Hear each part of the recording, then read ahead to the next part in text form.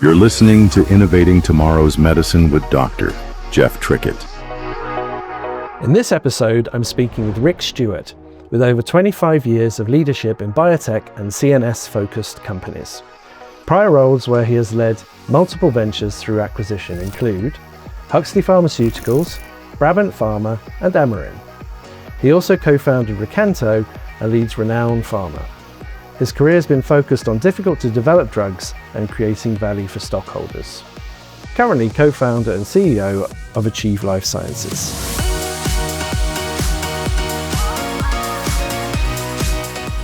Tell us about Achieve. Achieve Life Sciences is developing a drug called Cytisinicline as a treatment for nicotine dependence. The NDA that was filed in June is actually for smoking cessation. So your recent public offering raised over $40 million. How does that capital frame your pathway towards commercialization and beyond? Net, we raised about $49 million, and that provides us with a runway into the second half of 2026. We'll be through the NDA approval. And I think as we look to the future in terms of additional capital requirements for the company, our preference is not to tap into the equity markets. Can you elaborate on the AI piece, how that launch strategy may accelerate market entry? We're able right now to use what we call a synthetic audience. So we have got fairly precise characteristics of prescribing physicians, and we've got very precise characteristics of our two key patient populations. Now that you're back at the helm, what signal are you intentionally sending to your team, investors, and the market about what comes next for Achieve? The key now is absolute focus, no distractions. The key is to ensure that NDA approval. It is to ensure that we have a successful launch, and it is to ensure that we are in a position to start the vaping phase 3. How has your past leadership and serial entrepreneurial experience informed your strategy at Achieve and Renown Pharma? That's an interesting question and a great question. I think that one of the key elements to the success of Achieve is that don't take no for an answer.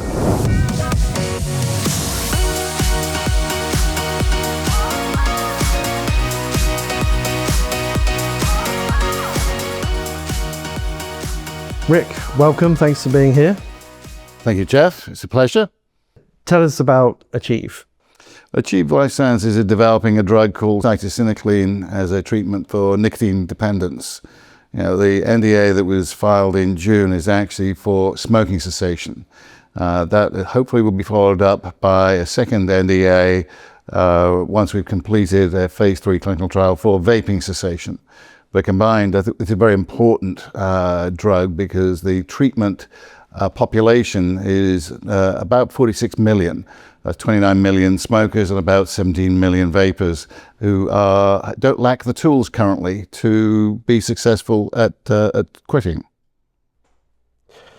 So moving on to the clinical and regulatory strategy. So what drove your decision to reacquire the CEO role at Achieve ahead of the NDA filing? Well, I think the important thing was that I'd had the experience from day one.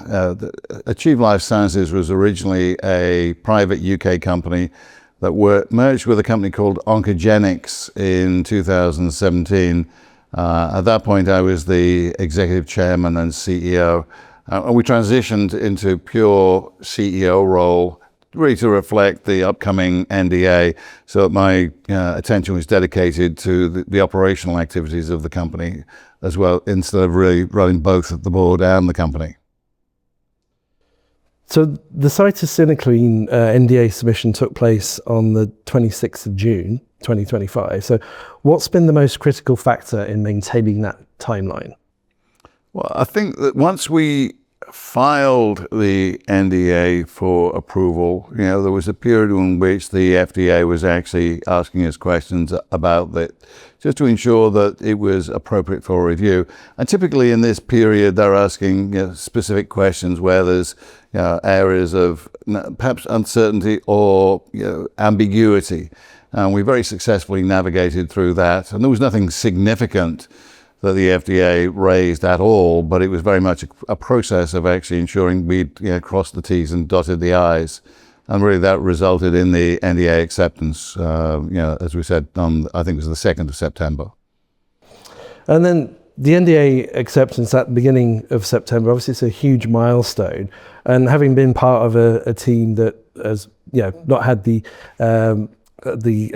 acceptance, but did the BLA submission, it's a huge milestone. So how does that impact the strategic thinking going forwards? We are now focused very much on establishing our commercial operation. I think the challenge is that small biotechs have got a fairly poor reputation for product launches. And we also in this environment where frankly the primary care sales force model has changed dramatically, partially driven by COVID and the lack of access to primary care physicians. But I also think the mentality has changed around that as well. So we're developing a digital-first strategy in combination with Omnicom, who's one of the world's largest agencies out there. There's this integration of capabilities across 7 different agencies within Omnicom that is really assisting us. And the idea here is to almost substitute the primary care sales force with a digital awareness campaign specifically directed to both the physicians and the patients. And this is precision targeting, physicians that we already know are high prescribers of smoking cessation treatments, but also patients who already are highly motivated quitters, and they're categorized very carefully within our overall program. So would you be doing the traditional route, but also direct to patients? I'd flip it the other way around. It's going to be more of a digital awareness program for both patients and physicians. We believe it's about 6 touch points with primary care physicians to increase their awareness that there is a new smoking cessation treatment coming out. And really that's going to drive them to prescribe the drug. Now, the good news is, of course, they're already prescribing smoking cessation treatments, nicotine dependence treatments.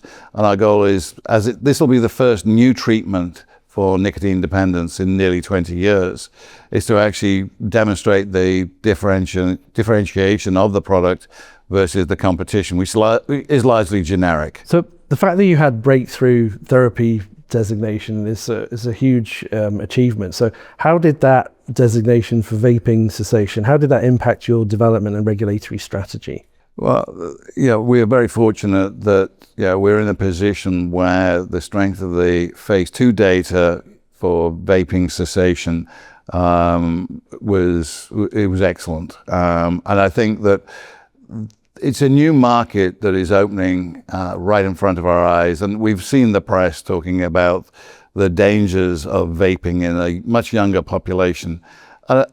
Legitimately, vapes were originally intended to be a smoking cessation tool. Now, the idea was, in fact, that they wouldn't contain as many of the contaminants that combustible cigarettes did. But over time, I think with the advent of colorings and flavorings, it's appealed to a much younger population.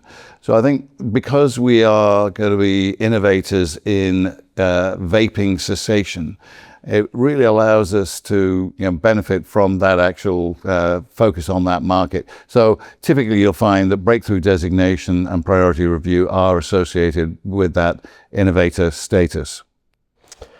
What did the ORCA-OL long-term safety data reveal, and how did it influence the NDA preparation? Well, I think there's quite a few people who would actually like to know what it revealed. It hasn't been disclosed yet. In fact, as of today, it hasn't quite wound up. But if I put it into perspective, the FDA asked us to have 300 patients with 6 months exposure to the drug, and 100 patients with 1 year's exposure to the drug. I think we're in the fortunate position where we've got substantially more than that. And really what that does is to reflect the tolerability of the drug for patients and also compliance, of course. So we're in that very beneficial position where we've actually got a substantial amount of long-term safety data. And I think we've got to be evaluating not just the safety data itself, but as a secondary endpoint, we actually do have efficacy as well. And I think if you compare and contrast in our phase 3 program, the 6-week treatment arm had very, very good results, but the 12-week treatment arm had actually better. So I'm hypothesizing that we are relatively optimistic that over a long-term treatment period of, say, 12 months, we'll see excellent efficacy.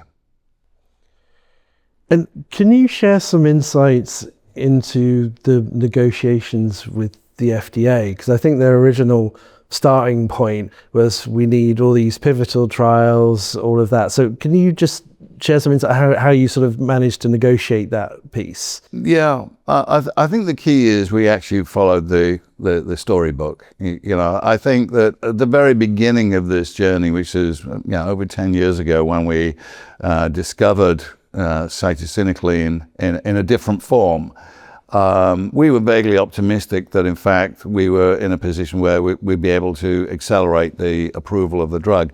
And I think in hindsight, quite rightly, the FDA said that there was limited non-clinical data at that time. And I think the key element of it then was to how do we fund, as a private company, a non-clinical program. And we were fortunate the NIH, National Institute of Health, stepped in to help us with that non-clinical program. And once that had been completed, the NDA was filed, and from there on in, we followed the storybook in terms of phase 1, phase 2, and phase 3. So this is a classic, clinical development program. But I think the key element here is, given the scope and the number of patients that are affected, I think it did require that full program, and hindsight is always a good thing to look at why the reasons why that was the case. So if we move on to the pipeline and commercial readiness piece, so given the distinct origin of your drug and the mechanism of action, how are you crafting the product narrative to resonate differently with clinicians, regulators, payers, each of whom has very different priorities? Yeah, as we look back at the availability of existing nicotine dependence drugs, they've got a fairly checkered kind of history in terms of side effect profile and efficacy. And some of them have got a really good availability to patients, and particularly nicotine replacement patches are pretty much ubiquitous. So you can go into a Walgreens or a CVS and actually buy them over the counter. But if you then go into a kind of a prescription only area, the two real market positioning drugs are varenicline and bupropion. And again, varenicline in its previous life actually received a black box warning for suicidality and behavior changes, and that took a substantial clinical study to disprove. But at the heart of all of this, that varenicline has got some pretty fundamental side effects in terms of nausea and vomiting, abnormal dreams and nightmares, and sleep disturbances, which really cause compliance issues. Patients really don't like that. Whereas, we've been fortunate that cytisinicline in its phase 3 clinical trials has demonstrated a much better overall side effect profile and good efficacy.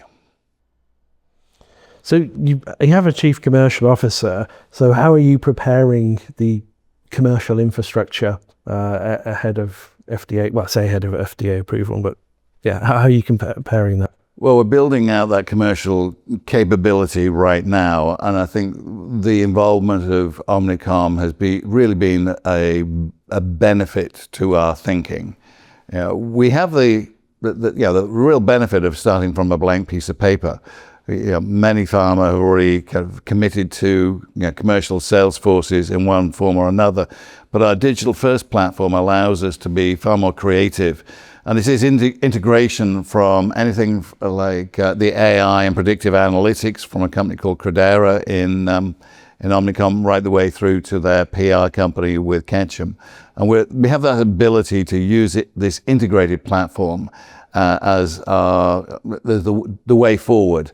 Now, obviously, we have to bring in our own people, and we're in that build at the moment. So market access, pricing, the whole requirement. But it's substantially more cost effective to do it this way than perhaps with a traditional primary care sales force. I'm not excluding, sales people, by the way. We will likely have a virtual sales force because if a physician at some point is driven by the digital platform to raise their awareness and want to ask questions specifically, we will have a virtual sales force, and then ultimately we'll have an on-the-ground sales force, but they won't be our employees. We'll use them a bit more as a sophisticated platform. As it's not quite contract sales, but a bit more sophisticated than that. And can you elaborate on the AI piece, how that launch strategy may accelerate market entry? Absolutely. We're able right now to use what we call a synthetic audience. So we have got fairly precise characteristics of prescribing physicians, and we've got very precise characteristics of our two key patient populations. One is kind of mid-60s, maybe retired, Medicaid, is suffering from comorbidities associated with smoking, slightly less tech savvy, more reliant on hard media than, frankly, the other category, which is perhaps 10 years younger. They are more digitally oriented, again, is acutely aware now, having been smoking for 25 to 30 years, a pack of cigarettes a day, of the impact on health of that smoking. So they're pretty precisely defined. And the AI synthetic audience route allows us to start to test out key messaging. And of course, once we launch the product, we'll have real world data that we can then compare and contrast against our synthetic audience. The real key to all of this is our ability to change the messaging to both physicians and to patients.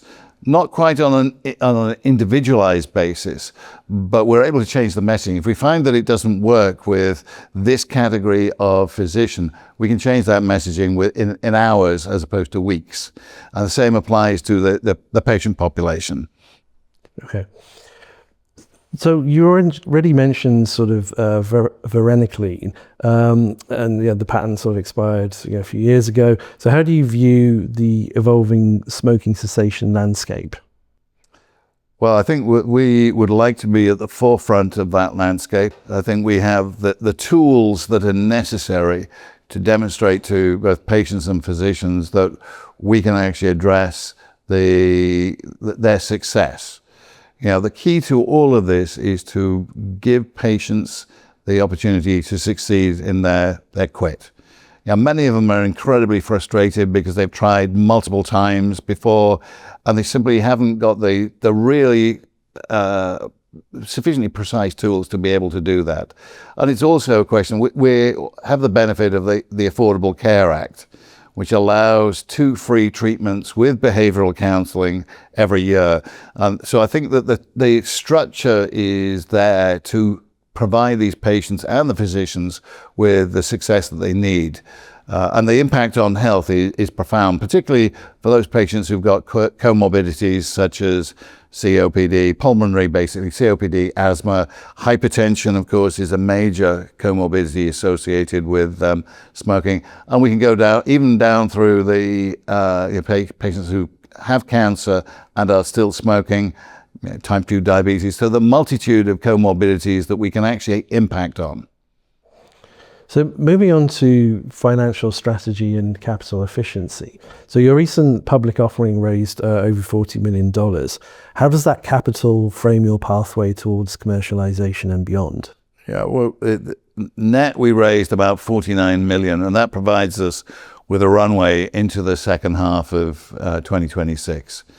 We'll be through the NDA approval, And I think as we look to the future in terms of additional capital requirements for the company, our preference is not to tap into the equity markets. At this point in a company's evolution, typically they start to look at debt and royalty financing structures as opposed to equity structures. So our thinking at the moment is, as we progress towards the NDA approval, to put in a very limited amount of debt, and then use the royalty financing structures to provide the platform for additional commercialization expense. So with operating expenses rising sharply, how are you managing cost discipline while building it for launch? Yeah, we have a very carefully integrated expense management system. I think it's critically important at this juncture to make sure that we're managing the expense base very, very carefully. We have two real elements to that. With a rapidly growing headcount, we need to manage the expense related to that. But also with the Omnicom structure on a fee-for-service basis, we have to be very precise with the cost value that's related to some of those activities. Now, obviously, as we look at how that program works, it provides us with multiple opportunities in terms of the data input from the Omnicom network. But also, as we start to receive data from both physicians and patients, that also allows a greater kind of cost effectiveness in terms of the value of the data we receive and our ability to fine-tune that messaging going forward. So moving on to vision and leadership, now that you're back at the helm, what signal are you intentionally sending to your team, investors, and the market about what comes next for Achieve? The key now is absolute focus, no distractions. The key is to ensure that NDA approval. It is to ensure that we have a successful launch, and it is to ensure that we are in a position to start the vaping phase 3. Each of those has got a priority within the organization, and we need to make that as a clear message. I think increasingly we've been successful at doing that. But I think no eye off the ball on the NDA approval. I think that the phase 3 for vaping is tremendously exciting. I think that as we are now entering an era where that will be an innovator, I think it's going to be a situation where we can actually drive that forward quite quickly, particularly with the breakthrough designation and with the priority review. So all of those elements are the priority within the organization. And people are aware of that. I think the market is aware of that. I think we can probably do a better job, frankly, in communicating the underlying value of this opportunity. For example, the predecessor, the 20-year-old drug that was launched, it had peak revenues of $880 million and only serviced 4% of the total smoking population in the US. So we think that there's a huge opportunity here to generate revenues, to create value for our stockholders, and most importantly, to provide patients with a way to improve their overall health. So how are you positioning Achieve to stand out amongst biotechs that just raised mega rounds, especially when capital efficiency is key? I think going forward it is really about the return on capital. We've got an increasing focus on that return on capital. So again, how do you achieve that? Two routes, frankly. Our IR program is now far more aggressive than it has been in the past. Most recently, we've been meeting with investors, and I think with the NDA acceptance, what that's afforded is the opportunity to realize that the market opportunity is significant, and the benefit to not just the patients, not just the physicians, not just to our stockholders, but overall the cost of smoking alone to the US economy is over $600 billion a year. And if we're in a position where we can actually have an impact on that and reduce that number, it's meaningful. It's absolutely meaningful. So I think these elements are one that we have to take into account as we look at the the messaging that we're taking forward to both the investment community and patients and physicians, this can make a material difference across the board. How has your past leadership and serial entrepreneurial experience informed your strategy at Achieve and Renown Pharma? That's an interesting question and a great question. I think that one of the key elements to the success of Achieve is that don't take no for an answer. We've been presented with a number of challenges and barriers that have been extremely difficult. But I think my experience over the past has been working on very difficult drugs to get approved. And we've been successful. And frankly, this is no different given the scale of the market opportunity. We've moved from risks associated with clinical development, which is, some of which are still there, looking at risks associated with commercialization. And I think that one of my experience has been rely on your team, empower the team, give them the opportunity to make the decision making, but also realizing you've got to find a way around problems. So I would say the element of that is problem solving is something that is absolutely critical to success, both in the past and driving this opportunity with Cytisinicline forward. So I'd like to thank our last guest for the question. So if you could pick one characteristic when hiring someone, what is it?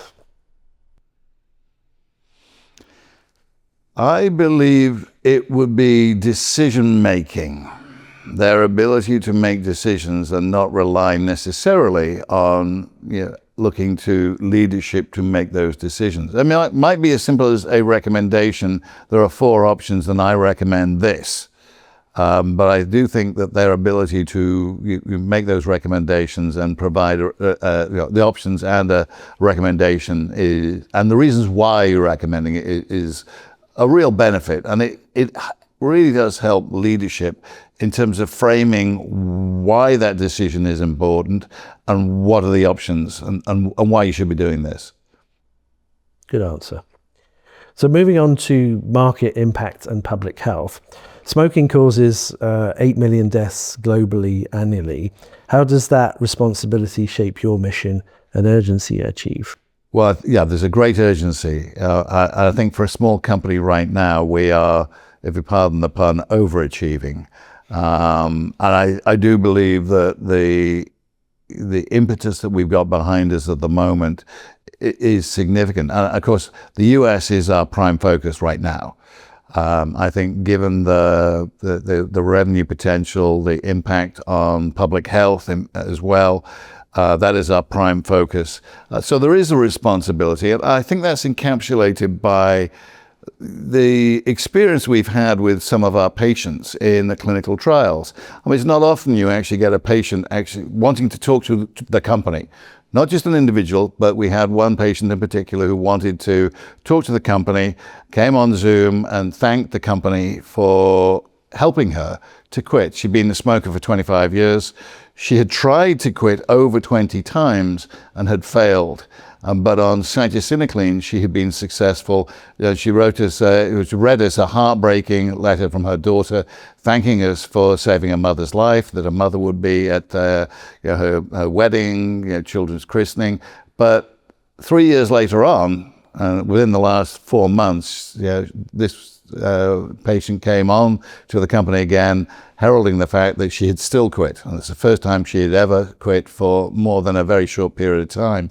And that personalizes what we're doing. And if you multiply that by, as many of those, patients who are currently smokers and or vapors, then I really think that's what helps a lot. That's an important element of personalizing what it is we're trying to do here. I think you've part answered the next question, but as you mentioned earlier, when this is approved, it will be the first smoking cessation treatment, a prescription in nearly 20 years. So, what does that mean to you personally? I think it is a great sense of again, pardon the pun, achievement. Yeah. This is one where we go back to the 8 million people who are dying every year globally. There are nearly 500,000 people a year in the US who die from smoking-related diseases.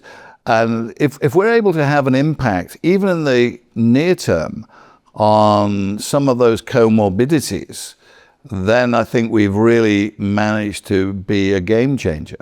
You know, of the 16 million people who have diagnosed COPD in the US today, 80% of them have the disease because they either were or are smokers. But within that 16 million, you've got 6 million who are still smoking. And that really kind of reflects the level of nicotine dependence that these patients actually have. To be able to look at those patients and say, we can actually help them, because their standard of care with corticosteroids don't work as effectively if they're smoking. And some of the newer COPD drugs don't work at all.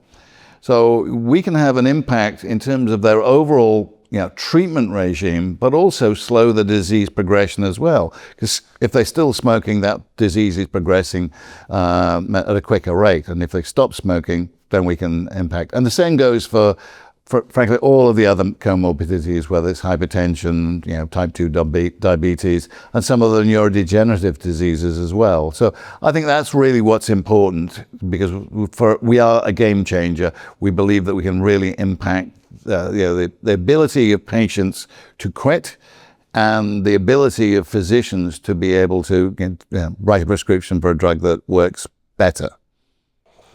So let's move on to engagement and investor relations. So you presented at the Raymond James and BTIG Biotech conferences. What key messages are you delivering to investors right now? The key one in my mind is the scale of the opportunity, both in terms of nicotine dependence for smokers, 29 million, and it is the scale of the opportunity in vaping. And I think both of those got a subcategory, because we are not going after 29 million smokers. We're just too small. What we're doing is to define the highly motivated quitters that I described before. And there's about 7 million of those. And we think that is a manageable group. And also it's that ability with this digital platform to focus, key message to both the physicians and the patients. But the key message really is this is the first new treatment in 20 years. We're going to give the patients and the physicians the tools to be successful. And that'll roll out, obviously, into vaping as well. And I think we're not likely to stop there either, because the next wave are the tobacco pouches. I think that what is unknown at the moment is what are the health harms associated with the tobacco pouches. And we're only just now starting to get some visibility around the health harms, specifically with vaping as well. So I think there's plenty of scope here for an increasing market. But I think the key is to ensure that we're actually treating the patients not just adequately, but I think with the care that is required and the tools that are required to make them successful. So the market sees Achieve as a breakout biotech. How's that influencing your growth strategy and execution? Carefully.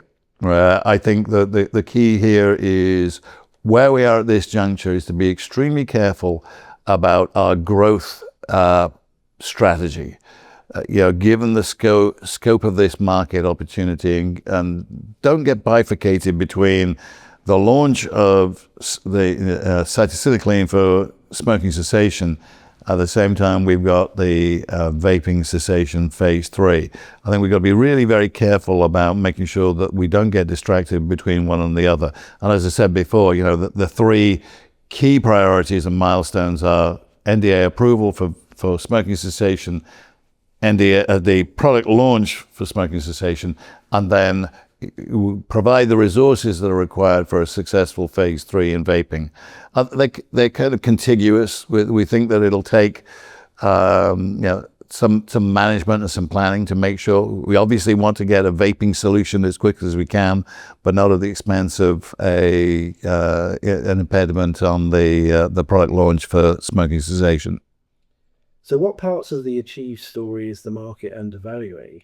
Why is that, and what are you doing about it? Right. I think the biggest element, I think there's a degree of incredulity that a small company of our size can actually access, and they've got this perception that it's 29 million smokers, and it's not.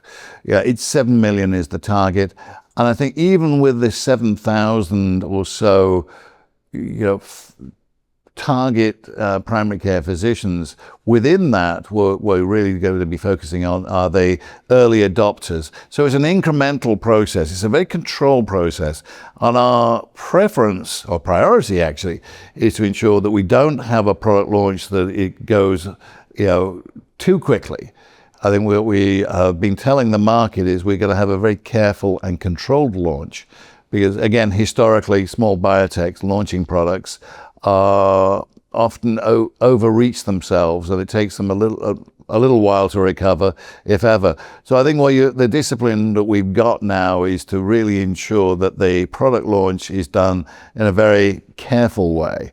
And my expectation is, instead of having a peak sales at 3 years, you got to be looking at between 4 and 5 years to reflect that control and degree of conservatism and discipline as well. I think that first commercial launch is so important for lots of reasons. And I guess, leading on from that, how do you see the Achieve portfolio evolving in other dependencies, alcohol use disorder, opioid dependence, and beyond? Yeah. I mean, alcohol use disorder is an area where there's been speculation that cytisinicline could work. And so far, we've actually done nothing about it because, again, it goes back to focus. My expectation, at least in the medium term, is that we will not be taking our eye off the ball in terms of the two core areas around nicotine dependence, because that market itself is growing, exponentially. So I think over time, we'd like to think about it, but I think that our hands are going to be full with, first of all, smoking, then vaping. And I think the next part will be, the tobacco pouches. And again, the question mark that relies out there is quite simply, to what extent do pouches stimulate people to go into vaping, stimulate them to go into cigarette smoking, or indeed the other way around? One of the key concerns that we've had, and we find it extremely difficult to succeed with, are the dual users. So typically what we saw in our phase 2 study in vaping was that the smokers and people who are smoking and vaping are extremely difficult to succeed in breaking that nicotine dependence. So if we've got, say, vaping and tobacco pouches, that'll be a tough call as well. So again, I think our key has got to be just let's keep focused. I think we've got enough on our plate right now in terms of not just resource activity, but also revenue generation potential. So what's your ideal timeline for achieving those major revenue inflection points, and how could strategic partners accelerate that? We're aiming to have a product launch in the fourth quarter of 26. Again, a very controlled launch, ensuring that we do not overreach ourselves. And I think that this platform we've been talking about extensively is going to be extremely beneficial, because in itself, it's almost a discipline. It makes sure that we got the right messaging at the right time to the right people. But I think as we grow forward, what could a strategic partner do for us? I think they could, for example, aid the penetration of the ISTs. And what I mean by that is pulmonologists, cardiologists, even oncologists, which is an area that we're not really focused in on. And I do think there's tremendous benefit in partnering with somebody who's got that capability, with a look back, of course, into the primary care market, where we actually see that the majority of the revenue is going to be derived from. And certainly right now, pulmonologists really don't write significant numbers of nicotine dependence prescriptions.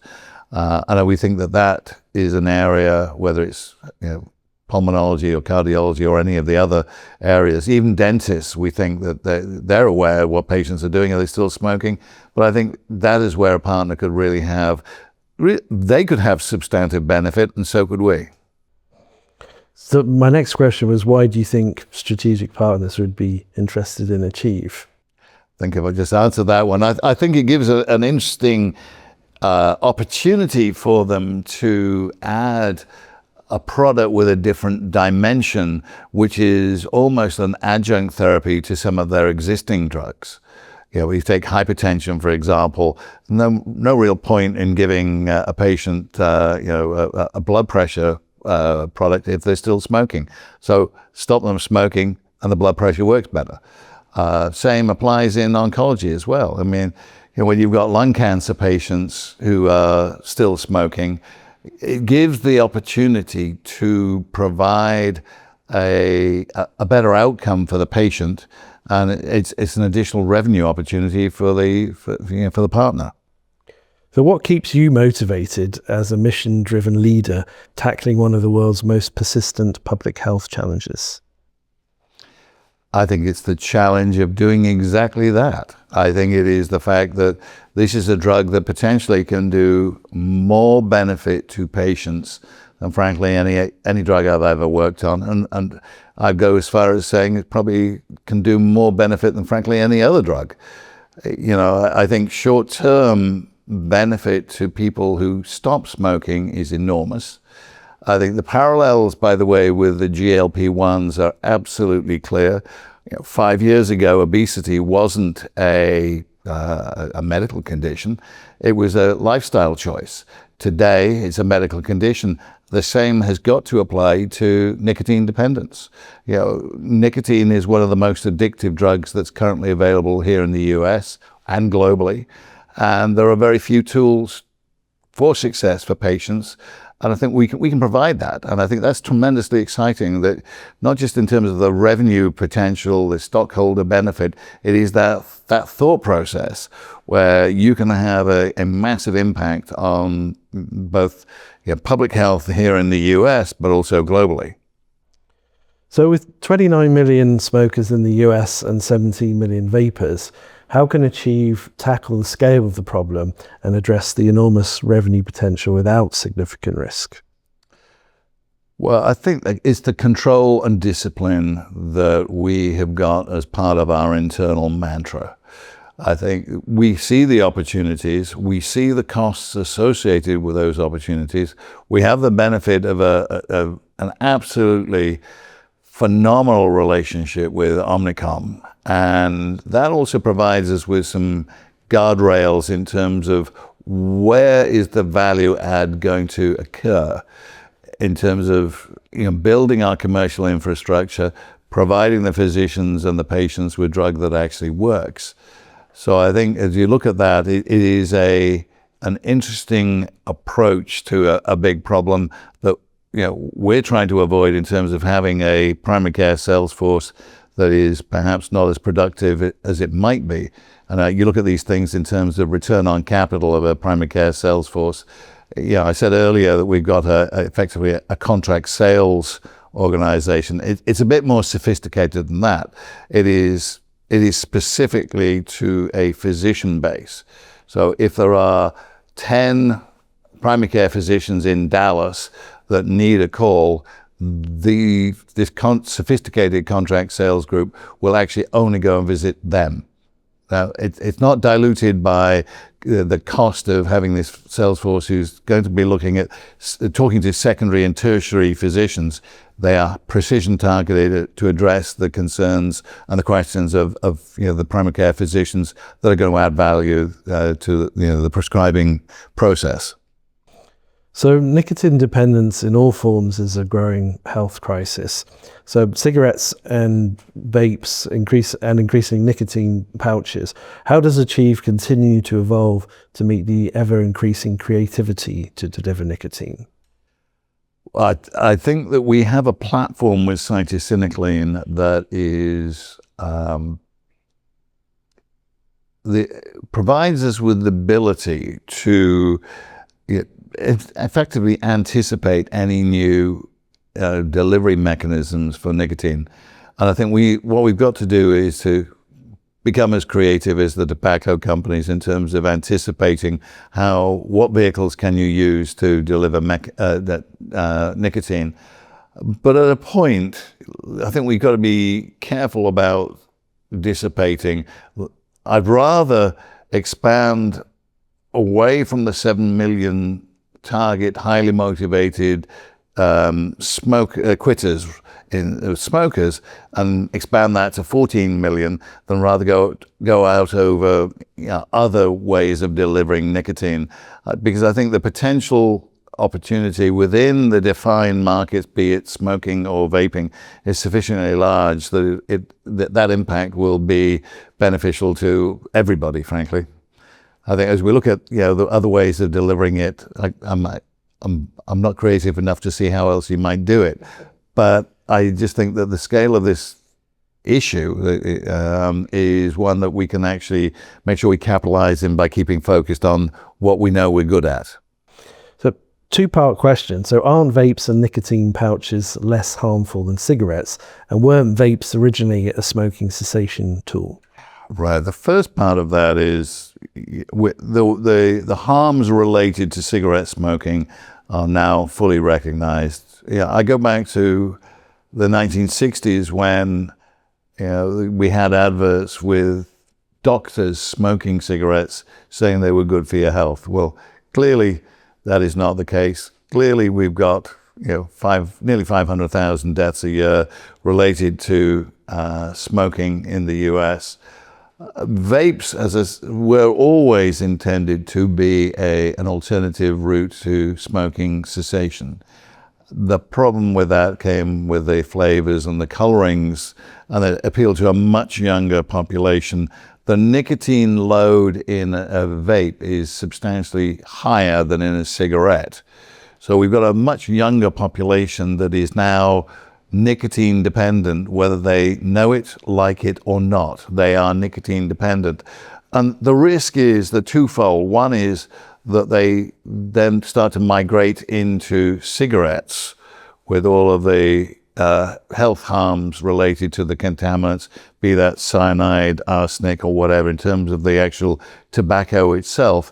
But equally importantly, some of the health harms related to the superheating the propellant in vapes, the flavorings and the colorings.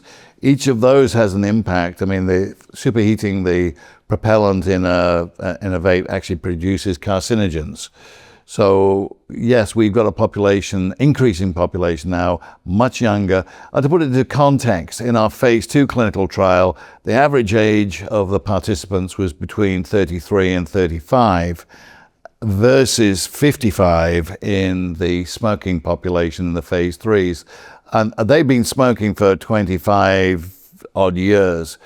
We've got patients now who are in that phase 2 clinical trial in vaping who'd only been vaping for eight years, and we're starting to experience health harms predominantly around respiratory issues.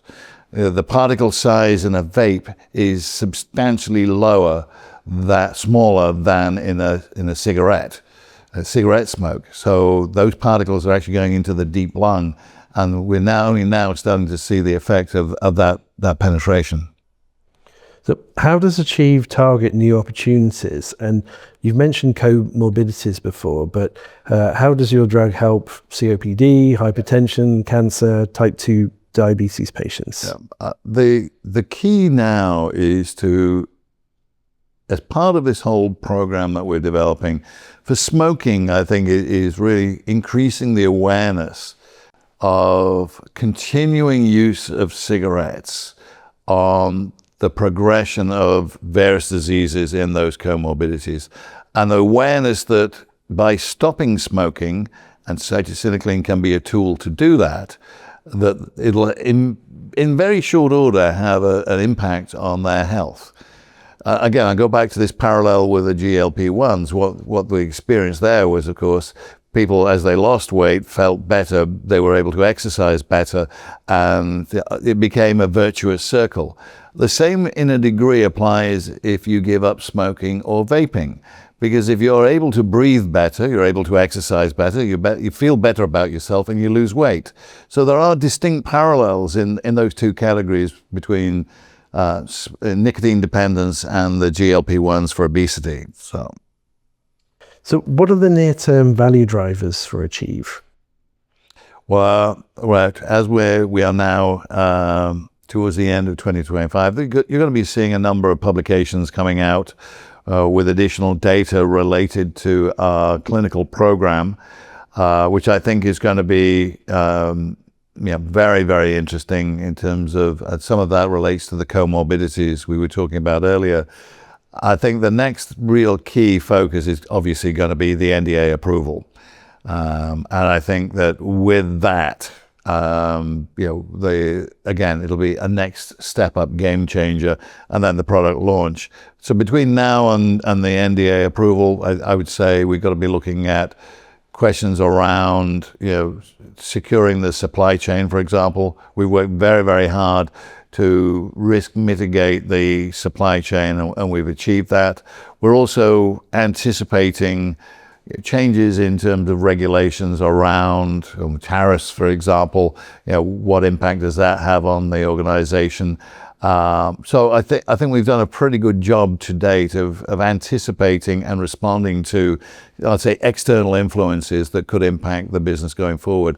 But I think in the short term, keep your eyes focused very much on progression around the build of the commercial infrastructure. We'll be giving more visibility to that and the importance of it. And I think there's one other element about that platform that is really important. So I've talked about the vertical, which is primary care physicians. I've talked about the horizontal that could be the ISTs, right? And that's not for us, but potentially for somebody else. But also there's another element here, which is that platform ultimately will be able to put, frankly, any product on there. It doesn't necessarily, in the medium and long term, just be restricted to cytisinicline. That is a value item, clearly, because it gives us a competitive advantage in terms of accessing the physicians and the patients. But in the longer term, I can see other companies wanting to use that platform for their own products as well. So it's clearly an exciting time, but how does Achieve manage that culture change from a pure play clinical development company towards a more commercial company? It's a delicate balance. I think that as we grow the company, that the existing culture of a clinical company, that risk profile related to that, is, as I said earlier, is reducing. But at the same time, you've got a different culture coming in terms of commercialization, focusing on the build of the infrastructure related to that. The importance of both is critical. There is no greater emphasis on one than the other. There happens to be that commercial will drive revenue growth for the company. But at the heart of this, it's the impact of the clinical team, clinical regulatory, and the financial team as well, because it's such a small company. It's all integrated. So I think managing that is going to be of critical importance. And we're actually, literally this morning, we're talking about how do we do that? When do we do it? And make sure that it all works. It's a disparate company, and we've got a manufacturing group in the UK. We've got a commercial group predominantly kind of in the Midwest. We got finance in Seattle and Vancouver. So it's a pretty disparate company. But at the core of this, we're able to maintain a unity and a coordinated approach to everything with a very grand plan related to the integrated plan related to the product launch itself. So you talk about Achieve's focus on the US market, but there are over 1 billion smokers globally and unknown number of vapors. How can Achieve tackle the bigger market, and when can that occur?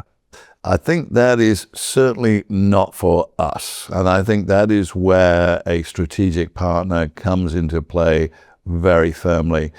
We've been careful about how do we address inbound inquiries in various markets, be that Europe, obviously, that's one area is important.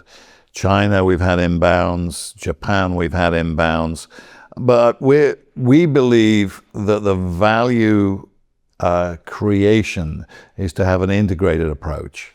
It will be a global strategic partnership, because I think slicing the salami, which may in the short term have benefit, but in the longer term, it's not going to maximize the value to shareholders. So I think we've been in discussions with a number of people to try and work out the sequencing of approval, for example, in Europe, where we've already got a regulatory pathway. Again, just haven't acted on that regulatory pathway because we're resource bound. So there's a clear plan in Europe. We see Japan has changed significantly in the last 10 years. 10 years ago, there was zero interest in nicotine dependence. Today, that's changed. I think that the aging population in Japan and the impact, again, very little vapes in Japan, but certainly the cigarette smoking is an area now of public health concern. So I think each one of these geographic territories has got their own motivating factors as far as we're concerned. But again, we've just got to stick to the market we know, look to strategic partnering, and it's a very, very big opportunity. To a degree, I think the digital platform can address that in other countries, territories, and we've been looking at how it could impact in Europe, for example, where you've got 27 different countries with 27 different regulatory environments for commercializing products. But again, keep to what we're good at, which is the US, and have those discussions with people who are frankly better at dealing with those markets and understand the risks that are associated with them. So I noticed that cytisinicline has been added to the World Health Organization's essential medicines list. Does that change achieve strategy in any way? Well, I think it reinforces the global view of the importance of cytisinicline. Clearly, the World Health Organization believe that the opportunity to save lives is not just limited to a US opportunity. So I'm really happy that the World Health Organization has added it to the list, and I think we would embark on some kind of discussions to see how we can work with them. But I think, again, priority NDA approval and product launch, but certainly it is worthy of having a dialogue to see what that impact is going to be over what kind of time horizon. So how is Achieve going to fund itself going forwards? Your latest equity raise was 49 million in June. So how far does that take you, and what capital raising plans for the future? Yeah, well, the $49 million will take us into the second half of next year, beyond NDA approval. And our preference is now to look towards debt and royalty financing, which is pretty much where most companies at our stage of development will be looking right now. And there's been a lot of success in this space. We are conservative, so we're not going to overburden ourselves with too much debt. But I think it's important to ensure that we limit the amount of equity that's going to be available going forward, and more rely on other sources of capital. Because I think, again, we look to the return on capital for investors. I think that the idea of debt and royalty provides us with a better return on capital than equity right now. Equity is expensive in terms of return on capital. So let's focus in on a relatively short-term opportunities to raise capital going forward. And so what pricing do you contemplate for your drug, and how is that price point determined? We've had preliminary discussions with payers, and I think that the viewpoint is, so long as we don't price it significantly above the previously available drugs in this category, that there isn't a great concern.